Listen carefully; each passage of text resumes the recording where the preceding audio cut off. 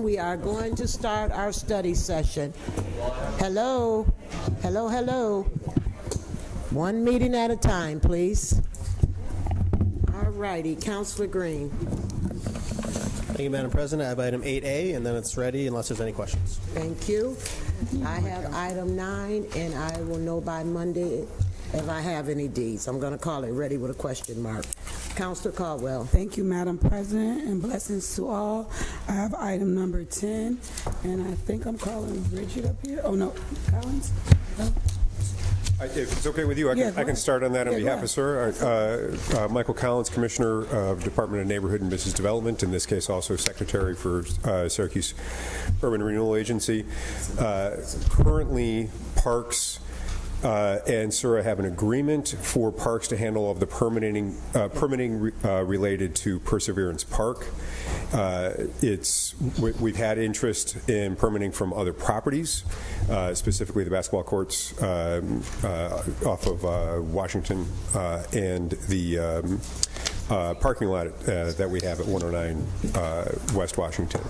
And talking with Commissioner LaFave before she departed, we reviewed the properties and decided it was best for us to have Parks also handle the permitting for these two particular lots. And sitting on Sura, I have to agree, because what happened is when those properties came, we would have to say yay or nay, and I think it shouldn't be up to the Sura board. It should be up to Parks because they are considered parks. So. Any other questions, councilors? All right. Okay, thanks. Okay, I'm all set. All righty, thank you. Councilor Green. Thank you, Madam President. Item 11 is the annual estimate for the budget, which will be discussed at a public hearing tonight at 5:30 p.m.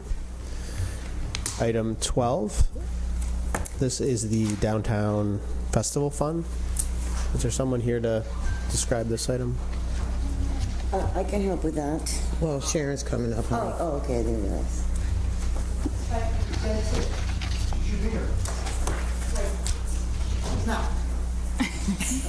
So it looks like it's an extension of the period. It's an extension of the previous contract that you approved for the ARPA funding.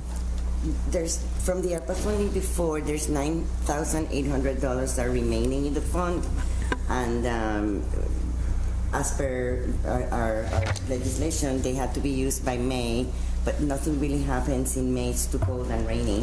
So we wanted to extend it just to make sure that it goes to the people that need it in the community and the activities and festivals or whatever it is they apply for. So. Thank you, Councilor. Tip is here if you wanted her to speak on it. I think we're done. I think we covered it.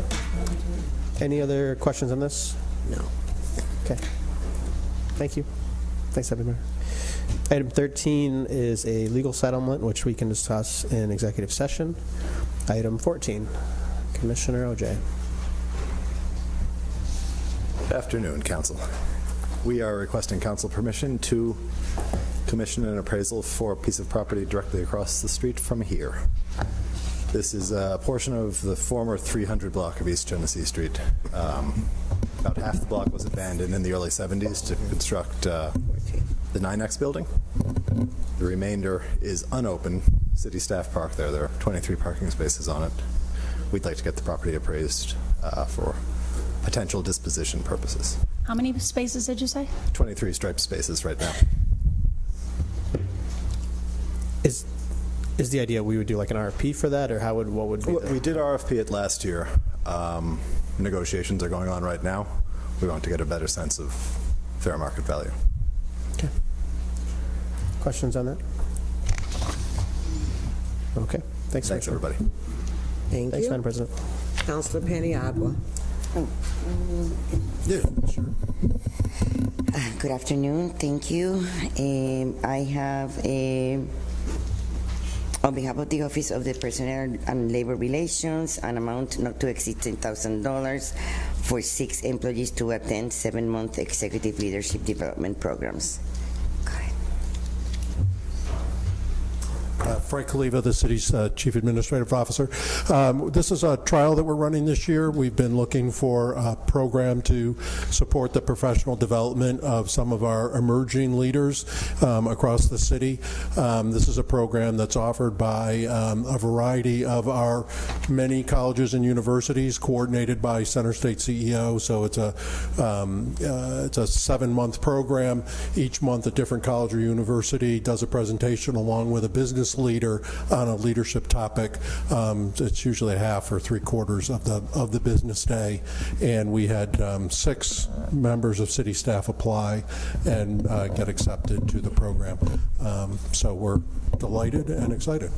How do we advertise that? So you have 6 staff, but how did the staff know in the city that they could apply for it? We went out through department heads and asked, so it was a combination of raising their hands and being recruited. So we asked department heads to identify folks. We had about 15 or 18 that were identified, and some folks opted out, and others over the application period time opted out. But all 6 who ended up applying were accepted. So the department heads they're the ones that like sort of told you didn't open it up, because there's a lot of leaders in the community, and there's a lot of leaders that work at City Hall that people sometimes look over. No question. So I just want to make sure, I think it's phenomenal, but I just want to make sure that it was opened up to people that Yep. were... If it works, yes. It is. The program is geared towards a specific level of staff, so it's not. It's for someone who is in a almost leadership position, so probably just a level below department heads, or in many cases a department head level. That's what the program is geared towards.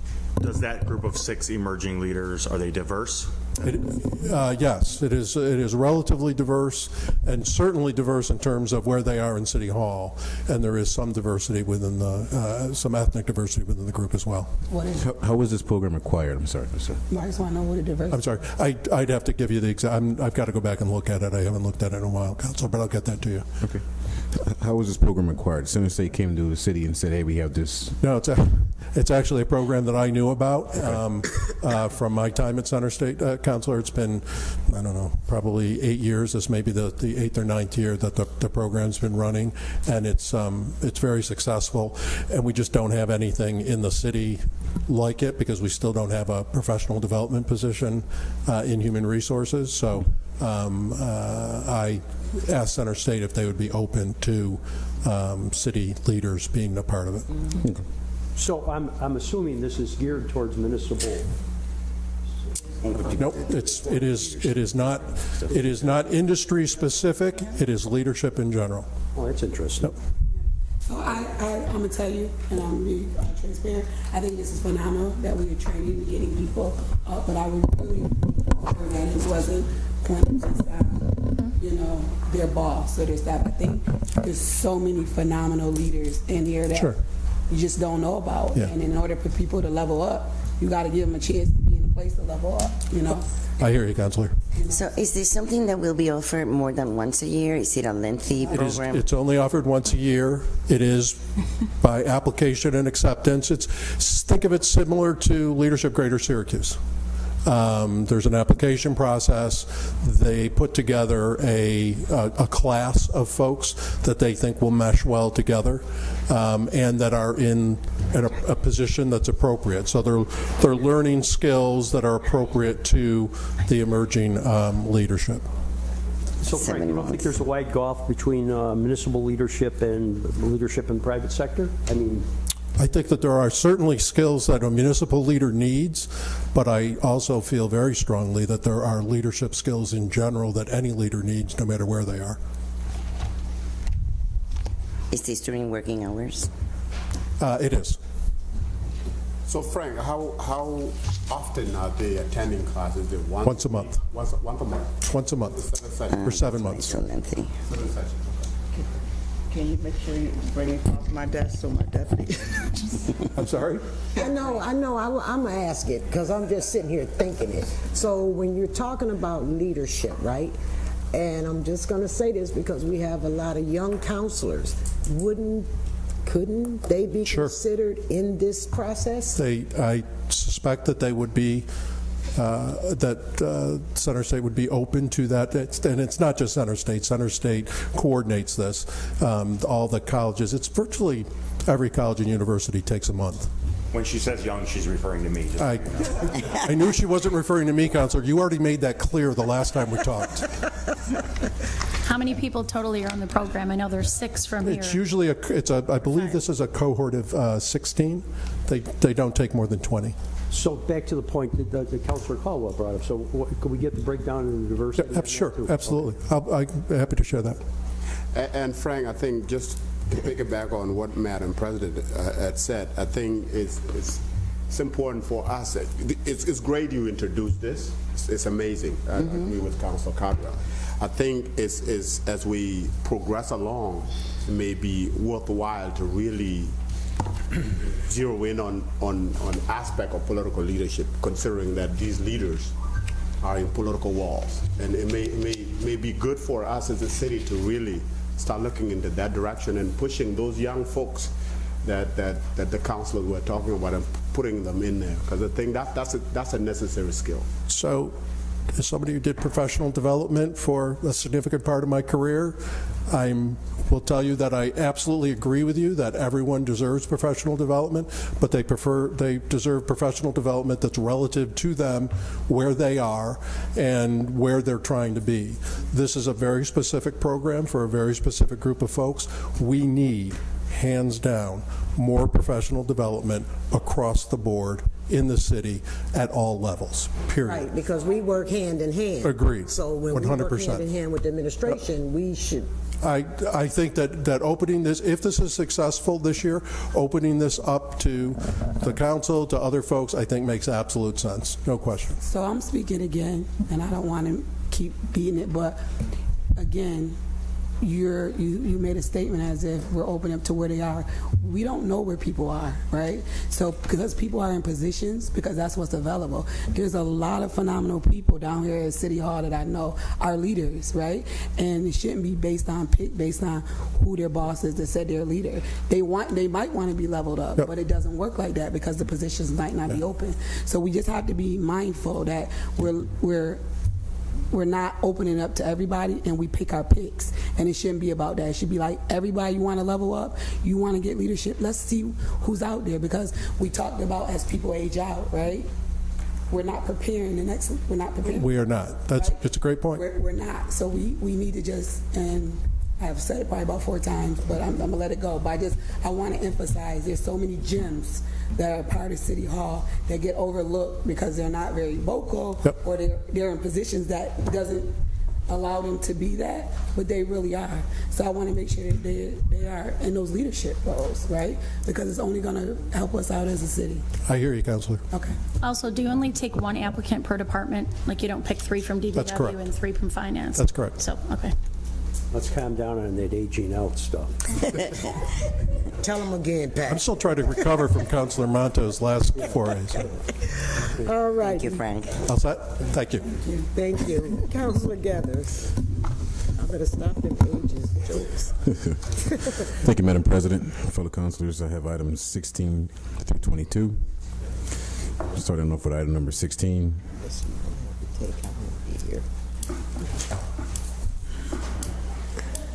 We already. We did. Those are held items. Oh, held items? Oh. 16 through 19 is all held items. No, I thought you wanted to say something, Commissioner. Don't worry, we'll get you. You ready today? You sure? All right. 16 to what is held? 16 through 19 were held, yeah. Last meeting. Okay, so what are we doing? Item number 20.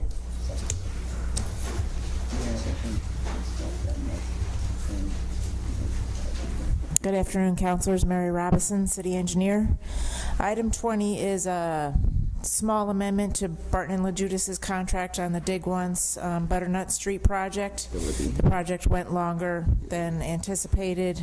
We had some additional work and some unforeseen conditions, so just requesting to amend their contract to give them an additional $33,000 for a total cost not to exceed $817,988. 100% reimbursable. And it's 100% reimbursable. So I guess no questions on that, then, right?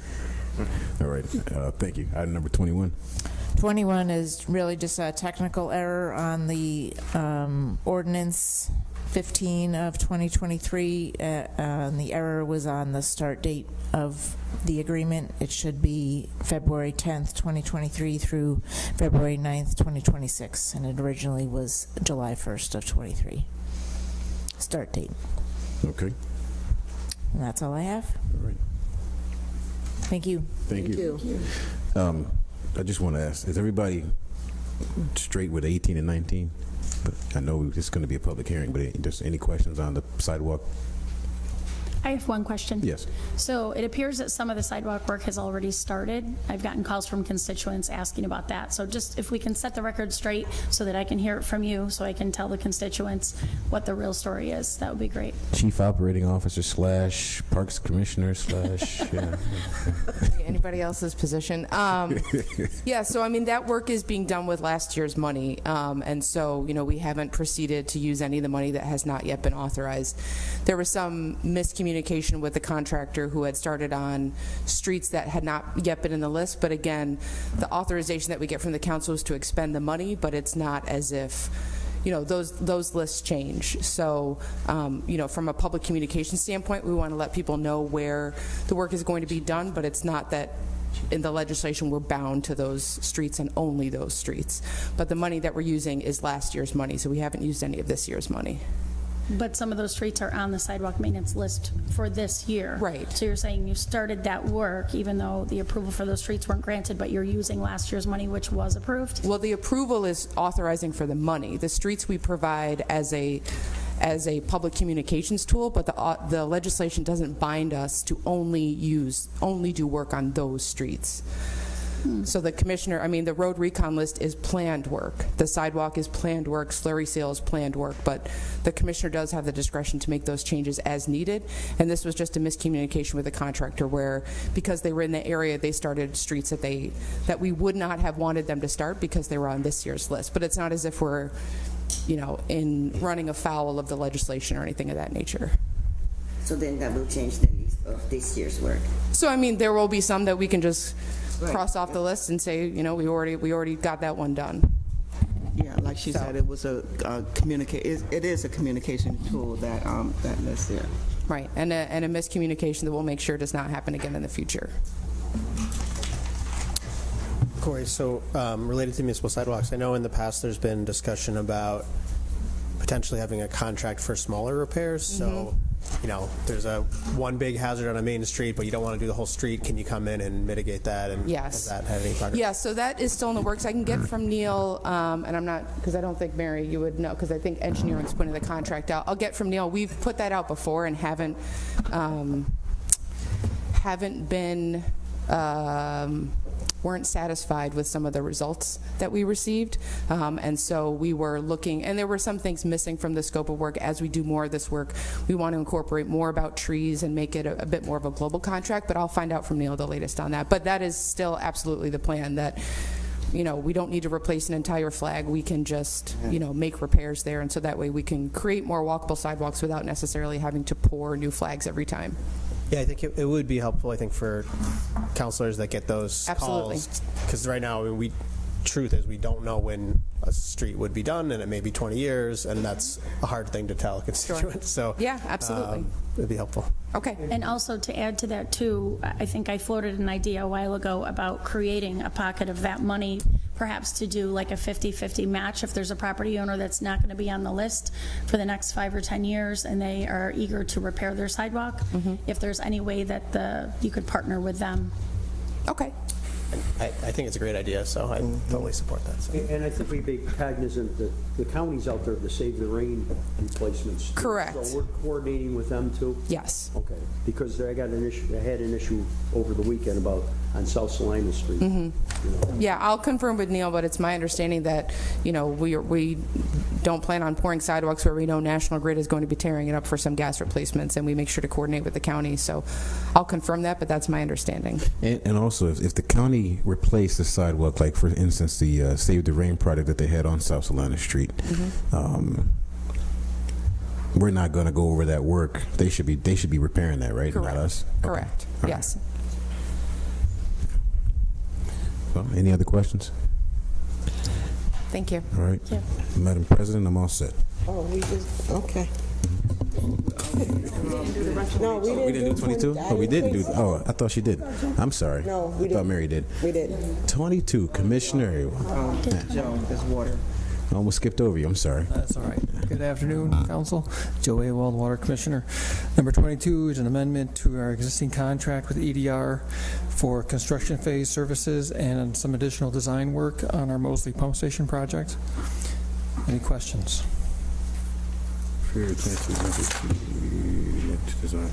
Any questions? No questions? All right, thank you. Thank you. Thank you. Now I'm all set, Madam President. Thank you. Councilor Schultz. Thank you, Madam President. I have item number 23. I think that's Commissioner Robinson, maybe? No? But there's some misspelling in there, too. Yeah. Under Barn. Okay. It says BAM. It's Corey again. Salt BAM. No, it says Barn. It's close together. Oh. Councilors, this is an agreement with DOT for shared use of the state-owned salt barn off Van Rensselaer. So question about that, where do we current house our salt? I thought we were over on Canal Street. I'm going to ask Commissioner Robinson to come up and join me at the mic. He ready. Commissioner Robinson, Ready. paging Commissioner Robinson.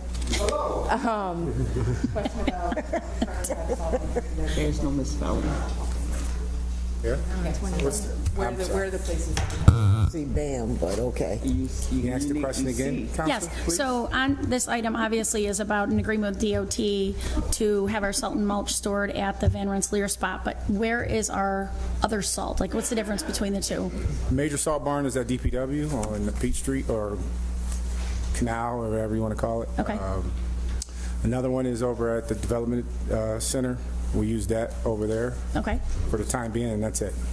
and so this agreement, that salt would be used for what? Or Same thing, roads. just in addition to what we Yes. have? We have a Just need for because of more? the time travels, right? So if you have a truck on that side of town, it's hard for them to get all the way over to another salt barn when they can just use that one. Saves time. Start thinking wise. I like it. A better idea for us. I like it. Can you expand on the higher ground cleanup component of this legislation? Let me look into it, 'cause I didn't think it was mine. Oh, sorry. Number 7 in the attachment, it says the city will continue to assist DOT with higher ground in their litter cleanup. So how does this barn affect that? The barn affects the higher ground. I don't think it affects it at all. Okay, so it's in our contract. It says assist the maintenance of state and municipal roads and highways. Yeah.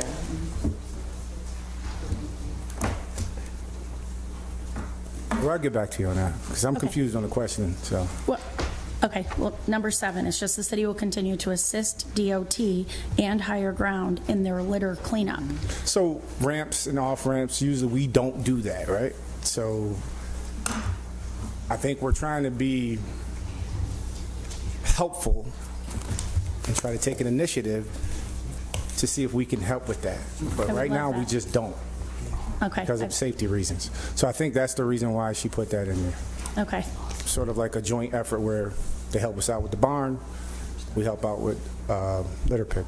But I can get back to you on that. 'Cause I Yeah, if wasn't- there's more details on that plan, because I've been actually in contact with the mayor's office and Onondaga County, because trying to figure out who exactly can clean those on-ramps up. I know the mayor talked about it in his State of the City this last month, and just wanting more details, because I've got constituents by the dozens that want to clean those ramps, and I know the safety is a concern, and who actually has rights to them is a big question. So seeing this in this legislation, was encouraging. Yeah. Usually all the highway work is done by the DOT, correct? Yes, they own that, so they. But the let it county pick has a program where they manage those areas, and you can almost adopt a block, you can adopt a highway. I think we need to have a committee meeting on this Yeah. because I had asked once before who cleans the highways, and I was told it's the city. I have a call today at 2 with county. The city doesn't shut down lanes of highways. The county has that ability to do that, and that's what we don't train our folks to work on highways, and we don't have the ability to shut down highways. We don't have a contract with anybody to shut down highways, so that's something that the county does provide and is able to do. So that's something that they do. We came into this issue with streetlights too, of having to close down highways to maintain streetlights. That's not something we do. That's not a contract we have. So we were working with the county and New York State to do that because that's something that both of them as entities do, and we don't.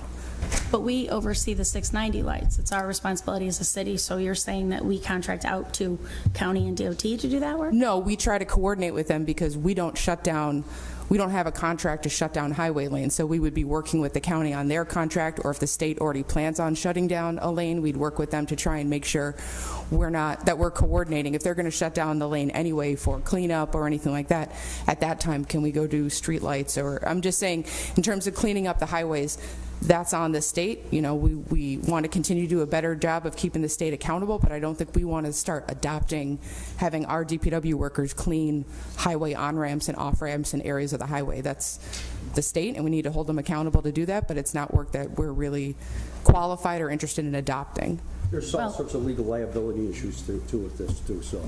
Well, the county definitely has a role, and I have a call today at 2 o'clock with the county, so maybe we can have a committee meeting, like you said, Madam President. About cleaning highways? Sure. Yeah. I mean, there are city streets, right? I mean, I know technically, legally, those are the highway. We don't fill potholes on highways. We're getting off those on-ramps and on those on-ramps in our city streets, and our city is taking a hit for it. So Right. either we need to hold the state accountable, or we need to get involved because... I don't know that, I mean, okay. I think it's a slippery slope that we start to take over things that the state's accountable just because they're not doing a good enough job. But is the majority of the legislation about that, though? 1 through 6 is about the salt, exactly. About the salt. All righty. Councilor Hogan. Thank you, President Hudson. I have items 24, 25, 26. We have Jeff up here to address that. They're amending, this is. Good afternoon, councilors. Item 24 is a special permit for an apartment house to construct a 5-story apartment building with 286 dwelling units, 425 bedrooms, 150 parking spaces on a majority of the block bounded by East Genesee Street to the south, Ashworth Place to the north, and Pine Street to the east. This was a companion application to a re-subdivision to combine multiple properties into one new lot and a project site review for the same project. The proposed lot had 2 zoning districts involved.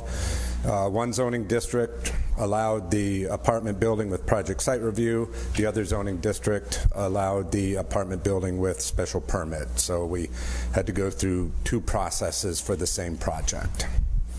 This was a long and torturous process to provide much-needed housing. I believe, Michael, this is 12% affordable too through the site as UTEP too, I believe. I'll confirm that with Deputy Commissioner Ennis, but I believe it is. It is a massive project that actually has received a fair amount of support from the business district. Well, obviously, the affordable housing implicit in this. It's properties got combined into one. I want to compliment CITA for having that as part of their process. So.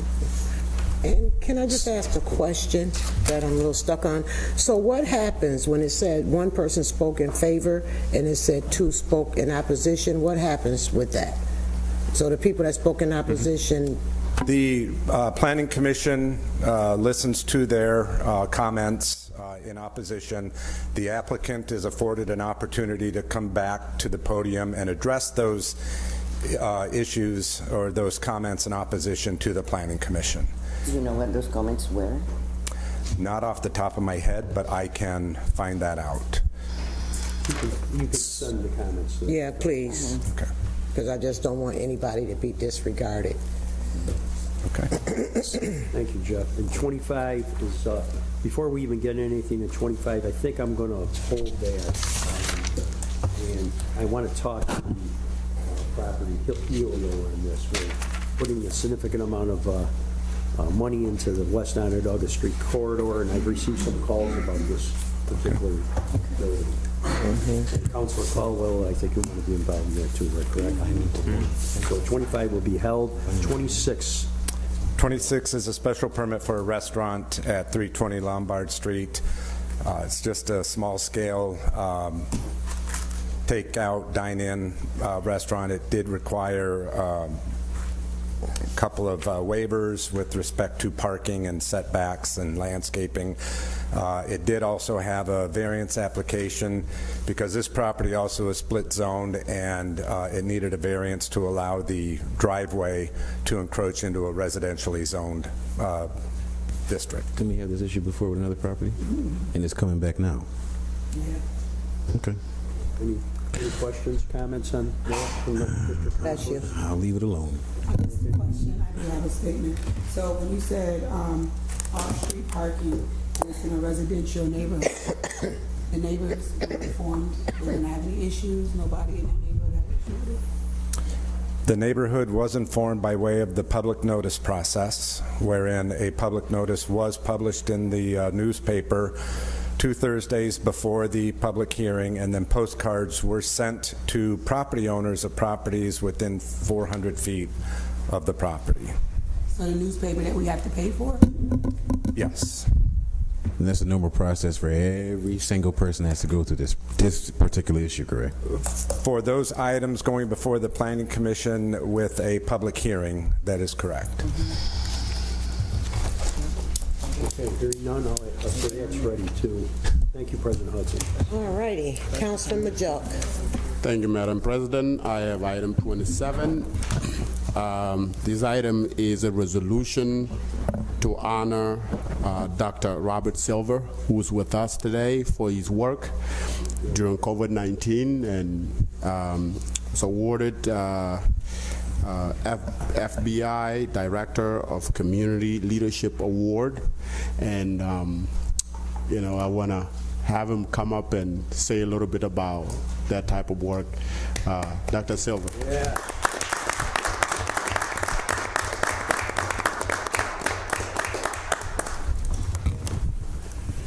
Councilor Majuk, thank you, Madam President, councilors, and the assembled citizens.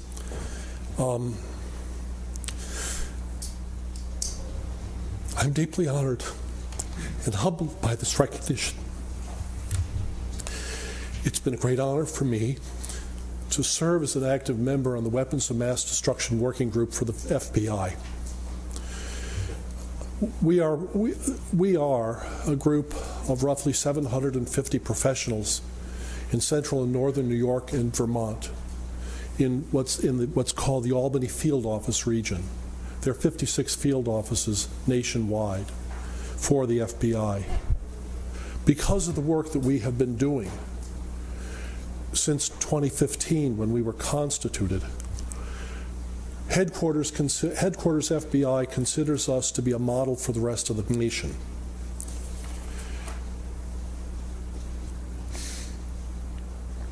COVID remains with us, and it will, sadly. At 2 a.m.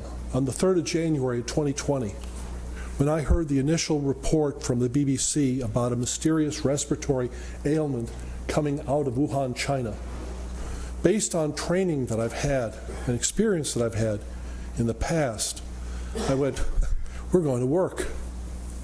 And sadly, I was correct. This has been every day, 3 to 5 hours a day minimum, since that time, tracking COVID worldwide. I've been able to provide quarterly briefings to our working group, as well as written responses and translating the science so that everyone can understand it and so that people can bring it to bear for their area of responsibility. I'll give you an example. I got a call from a woman who is in charge of loading people onto the ferry boat that goes across Lake Champlain, who wanted to know How many people could she let on the ferry safely? We have people, I mean, we have some people here wearing masks. I still have 2 masks, and I'll be carrying them for a long time. I also have been able to convey this information to my students at Syracuse University, those in my lab, my neighbors, to help give you the reality and to counter the misinformation and quack cures and so on. How do I translate what I have learned and what I do on a daily basis as an academic to help all of us? That's been the pure motivation, and that's how I continue to operate. And fortunately, I have a vehicle through this working group in the FBI that we're able to go ahead and do that. And so for all of you, I'm glad to see, I mean, we've lost over 1,100,000 Americans. We've lost over 7 million people worldwide to this virus, which is a minor virus by comparison. God forbid this had been smallpox or some other. And these are pathogens that I'm keeping up on every day and communicating that to our working group so that they can now pass that on. And I'll be happy to work with the council, let you know what I know, provide advice that I can to protect us, all of us. So. Thank you for what thank you.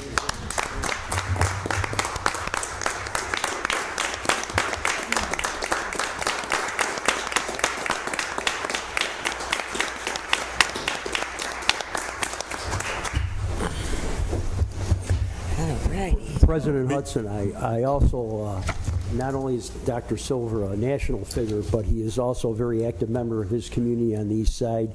We've been involved in some discussions with the City Hall, and he's been a key member of that committee to address some problems, so I really appreciate your efforts on the city's behalf, too.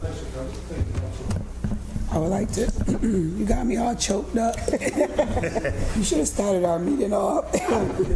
But I want to say, I'm honored to have a gym like you in our community that is just here, and you're so humble, right? And when I saw, I didn't know, right? And I'm a person like to know a lot of things about people. And I'm like, who's Professor? I'm over here typing up with Professor Robert, and Councilor Hogan's like, you don't know Professor? This is we over here sidebar talking. But I would like to say this.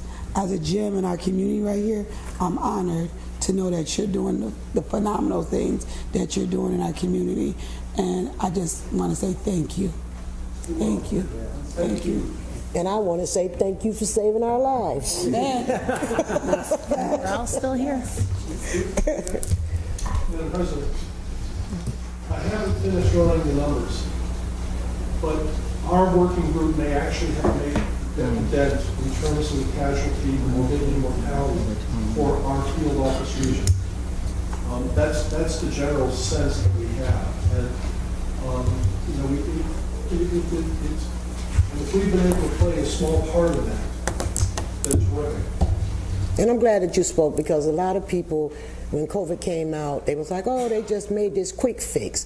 But what you just said is, this has been over years that you're continuing to work on different fixes for different diseases that crop up. So thank you. You're welcome, ma'am. Thank you. Other comments or questions? Yes. Yes. Absolutely. Thank you. This item will be ready on Monday. Thank you. Thank you, Madam President. That's it for me. Thank you. Yes. Councilor Allen. Thank you. I have items 28 through 30. Does anybody, Michael? Or Commissioner Collins? That's tough to follow, Dr. Silver. So I want to say thank you for what you've done. And coincidentally, this is COVID-related funding that we're talking about here. Last evening, law, I recognize that I identified the wrong ordinance, so the short title is going to be a little confusing. I was able to give a updated letter just a little while ago to the clerk. Specifically, we're changing ordinance number 22 rather than ordinance 39. I'm going to assume you don't have the ordinances for 2021 memorized, so let me suggest to you what we're talking about here. Liberty Resources, the outreach that Liberty Resources does, our first contract with Liberty Resources to do the mental health outreach on the street was through the CDBG CV3 contract. They did not need to utilize all of the funding that we had within that contract. They are now currently working off of ARPA funding, and when that contract terminates at the end of October, there is money that is in the city budget through Syracuse Police Department's section of the budget to be able to continue that work. That work has been incredibly successful. Since they did not use about $33,000 of it, and we still have time to be able to reallocate that money, one of the other budget items within that ordinance that you approved was money for rapid rehousing that is through Catholic Charities and being able to provide direct financial assistance and the supports. So we are going to, we're requesting that you allow us to make that transfer over to that program because we do have more families that we're able to serve that way. Do you know if Catholic Charities will be working off of a waiting list? They do have a waiting list, yes. So this will be able to relieve some of those correct that need assistance. Okay. Yep. Are there other programs that could have benefited from some of this money, or are you just, they're like the next on the list and most no, it's not a next on the list. This is, so since this was in 2021, some of these contracts have already finished, or contracts like this one where the work continues, if not for the lack of funding. So this is the most critical of all the services that we had within that program. This is the most critical way for us to be, or critical need for us to address. I just wonder if there were other providers that. Well, Sedco, for instance, is we did some business support through there. That restaurants are open now, so like that just isn't a good fit. Where Specifically, mental health. Yeah, thinking. Well, the mental health that's covered through ARPA. So this right now is related to housing, and what we have at the moment is a growing need when it comes to housing. So for all of the items that we had, because it was a short list within that contract, this is the one that's most critical for us to address right now. Commissioner Collins, I'll just be curious to see the percentage that this would help with the rental assistance with the Catholic Charities. So it's not. This is specific to housing. The mental health assistance is Liberty, and that is an ongoing. That contract is still. Excuse me. That work is still ongoing through the contract with ARPA. This $33,000 is going to assist families that are homeless or at risk of being homeless, being either stabilizing their current housing or going to new housing. So it's going to be in the 1 to 3 dozen range, depending on the dollar amounts that they need. But it'll be 3 dozen is optimistic. It's probably going to be 1 to 2 dozen. Okay. Look it up. So I have a question. You sort of opened it up for me to ask this question. With Liberty Resources and Catholic Charities being that we know housing is a major issue right now, we know mental health is huge, right? Especially after COVID, we see a rise, and we see a rise of people outside homeless. Are they working together? Because a lot of times they play a major role together, like our homeless population and the mental health. A lot of times they're. You know what, Counselor? I was just sitting there thinking that same thing, so I was going to ask Counselor Collins and Deputy Mayor if there was an opportunity for us, and you as well, to sit down and have a conversation about all of these different housing providers and what's happening on the outside once they're released. So I think we need to really have a conversation about this. Happy to have a further conversation on it. I got one thing I can add. You want to? Okay. So we have within Neighborhood Business Development and with SPD, with Deputy Chief Russin, we've been having regular conversations with the providers. Liberty Resources is specifically contracted to work closely with the police. Many of the people that we see on the streets are housed, but the behaviors that we see are behaviors related to them not being successful in managing their own addiction or mental health issue. This afternoon, Sue McMahon, who heads up our Emergency Solutions Grant, has pulled together a group that we've pulled together many times before, which is the providers of the various street outreach programs, to make sure that they're talking together. So maybe those are people we need to have a conversation with as well, because this is my whole thing, right? Because we've talked before, Deputy Mayor, programming. Because we shelter all of these people, and then at a certain time of the day, it's like, okay, well, you just wander the streets. There has to be some programming in place. This is an ongoing conversation. Had a conversation with Councilor Caldwell yesterday, and looking at the municipal role between the city and the county. So the county works with the state to fund and support our shelter structure. What we are faced with on an ongoing basis, the administration and you all, are the calls when there's a gap in those services. So one is ensuring the shelters have what they need. If the beds aren't full, why? How we make sure the beds are full, because sometimes shelters, the beds are not full on a nightly basis. What Commissioner is talking about is the coordination of those wraparound services that people need, because as you mentioned, and we've had this conversation, I know I have multiple times, that just because morning comes and breakfast is done doesn't mean that a person is equipped to go out into the community to a job or to a training program or to some service. So what can we do to provide service to that population? We put our heads together, we can all try to kind of come up with something, because for me, everybody is not going to accept it, okay? Right. But you're going to have some that's going to really probably be enthusiastic about being involved in something that can help better their lives. So we at least have to try. So this afternoon's meeting is one meeting. Tomorrow, Sue, again, who is a gem for us in this area, is pulling together another meeting, because due to the opiate settlement funds, we have access to some funds. And one thing that we want to do is create more teams to be able to go out and to meet people where they are, starting under that bridge. And now on Erie Boulevard, other places that we're seeing pockets of individuals.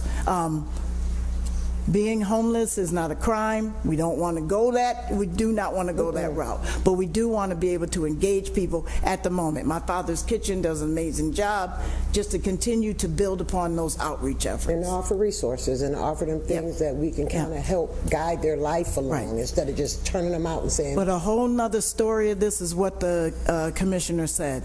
Addiction is stopping people from even taking advantage of these services. I know you know. Yeah. All right. The only thing I would add to that is we started this work at the beginning of the pandemic. And so we are building, what we see now is these agencies working together in ways that they never did before. The issues that we see on the streets, I don't have a way to predict how much worse it would be if it weren't for the fact that the partners that have come together to work with us were doing what they were doing. So really appreciate the and support. And there's some of us at the table. We do programming. We're in different things. So let us help, because maybe we can make an inroad some kind of a way. Yeah.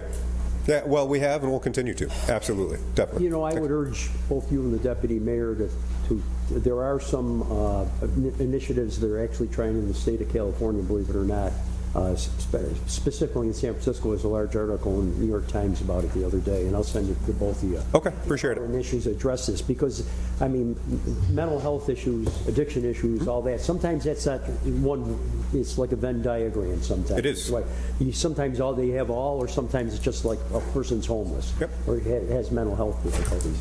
And I think we have to be also reticent, not reticent to say that it definitely affects the economic development climate in the city too. Yep. So if we can address it, and I think all members of the council, we're pretty aware, and we would love to be part of this. Yep. Thanks. All righty. Thank you. All right, thank you. Item 29.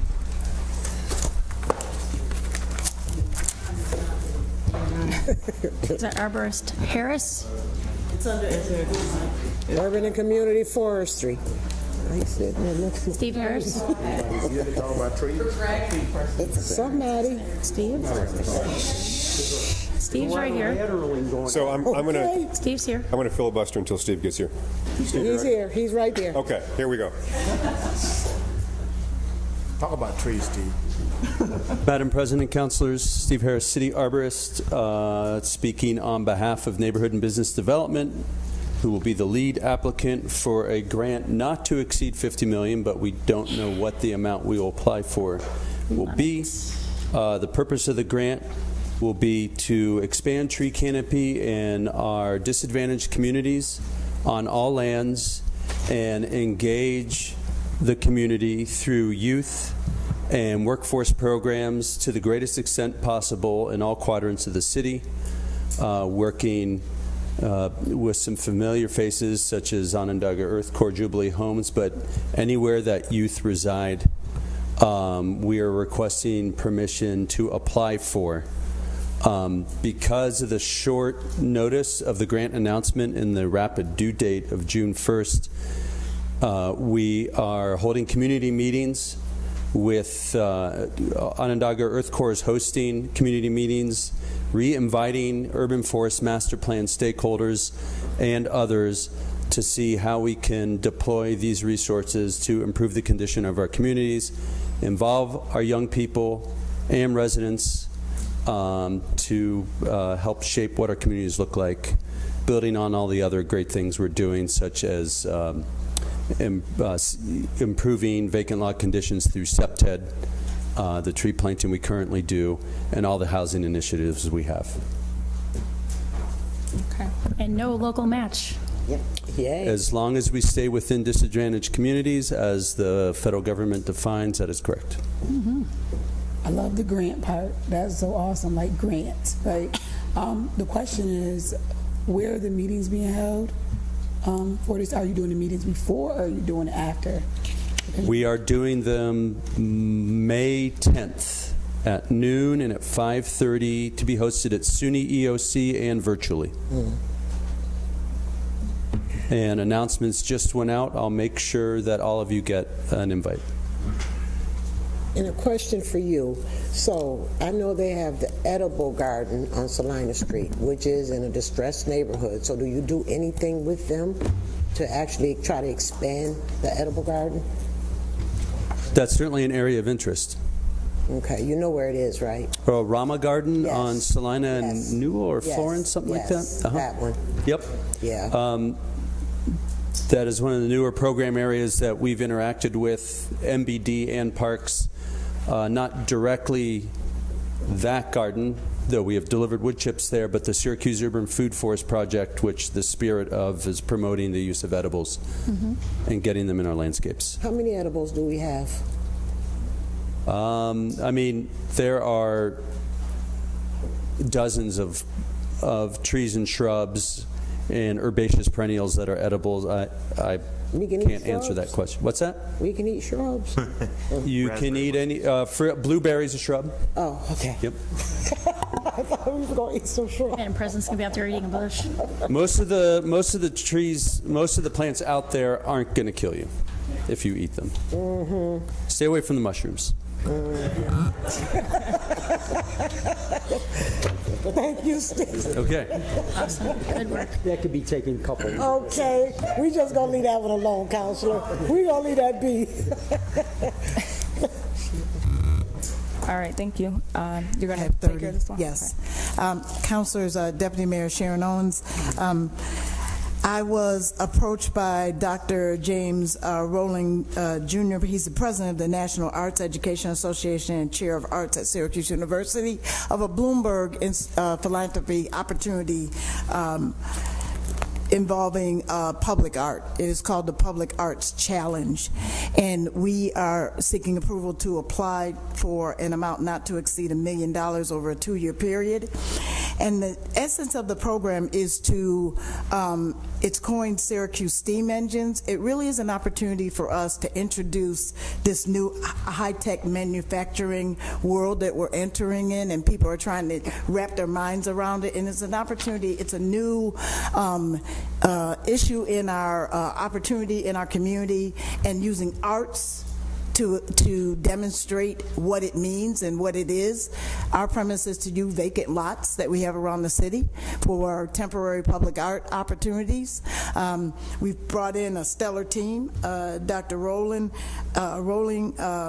Carrie Mae Williams, and Shayla Surratt to coordinate the program, working with our public arts coordinator. And then we would have artists in resident that would be an application process to work with our high schoolers in the city. We heard about it through the idea to Bloomberg. They liked it, so we are formally going to go in, and we believe we have a strong opportunity to bring the program to Syracuse. This is amazing because this grant specifically, the Public Art Challenge, is focused on urban identity. Yes. Which is exactly what we need to do. You know, it's crazy to me. We actually have people that are against public art being a municipal partnership, right? Which this is the reason why it needs to be, because there's millions of dollars sitting in philanthropic grants that if we chase them, we get them, because this city is full of diversity, and it's full of artists that may never get a chance to go to college that want to actually do something. Yes. So I applaud this. These grants are amazing. Get it. Let's get it. He just approved it. And Dr. Rowling is here if anyone has a question, but it's amazing.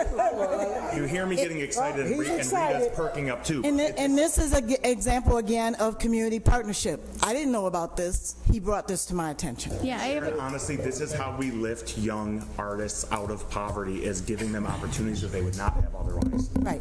And instructing and helping our community understand what this high-tech industry we're about to come into really means, how it works, and using art to do it. Can you expand on what temporary works of art mean? What does that mean? So the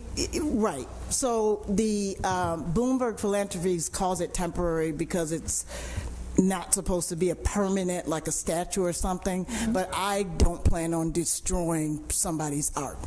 We'll find somewhere else to, it comes out of the lot. We really want to use it on lots that we have a plan for. We don't want lots to stay, but use and bring attention to the lots, bring attention to our resurgent neighborhood opportunities, but then I'm not going to destroy art. No. Because Deputy Mayor, let me ask you this. There's pockets of little corners of parks in our neighborhood. Would it be able to go into some of the parks? Yeah, absolutely. Okay. Absolutely. I'm thinking of Newell. And it's been proven time and time again, as far as an economic development perspective, every dollar you spend on public art comes back $6. $6 comes back to economic development. And this is using our kids who want art as their career and giving them an opportunity in our high schools. So fingers crossed, I think we got a great opportunity to get it. And thank you to Jimmy Dr. Matos can help you because he's excited. All right, thank you. This is a collective of both of you writing together, or is that? Sure. He's a brainchild. Well, thank you, Councilor. What's the question? I'm sorry. Was this the city, right? I mean, we talked about grants all throughout the city, and it's something that we're working on, trying to make sure we come uniform. I was just wondering if it was a grant that you would be writing, Doc, or would it something that? Well, the grant had to be introduced or sent in or applied for by the city, but the structure of it has already been written, and will be once we're sort of in the semifinalist stage at the moment because they've already gotten back to us. If we get advanced, and because these things are never certain, but if we get advanced, they'll ask for some extra information, and we'll offer that. And I've been writing collaboratively with this city's staff, who've been wonderful, Sharon and her and Ruthnie, and it's been a good process so far. Is Landon Ladd going to be involved? Pardon me? Is Landon going to be involved? Ladd. London Ladd.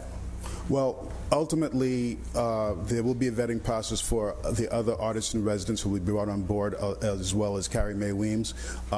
He can put his name in the hat, certainly.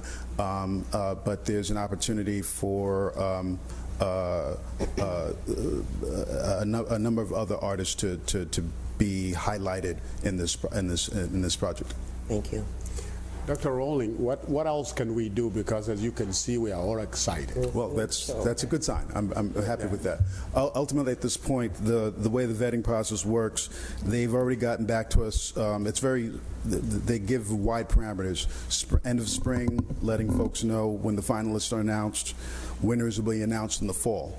So at the moment, it's just a waiting game, so to speak. But once, hopefully, when we get approved and the city wins this grant, then helping us to promote it and to support it and to get the word out. We have a great communication strategy that Ruthie helped me put together, and it's just a matter of us working together once that happens.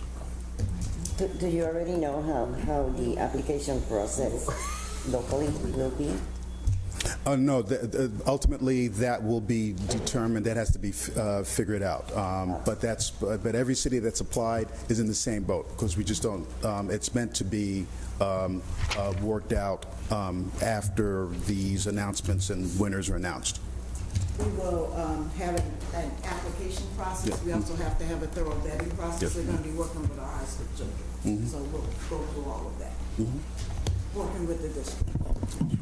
Any other questions that I can answer? Amazing. Thank you. All righty. Thank you. And with that, before I ask for a motion, I just want to announce there will be a public hearing tonight at 5:30 in the council chambers. So, For our budget. for our budget. And the school budget. And the school budget. So tonight at 5:30, there will be a public hearing on the Syracuse City budget and school district.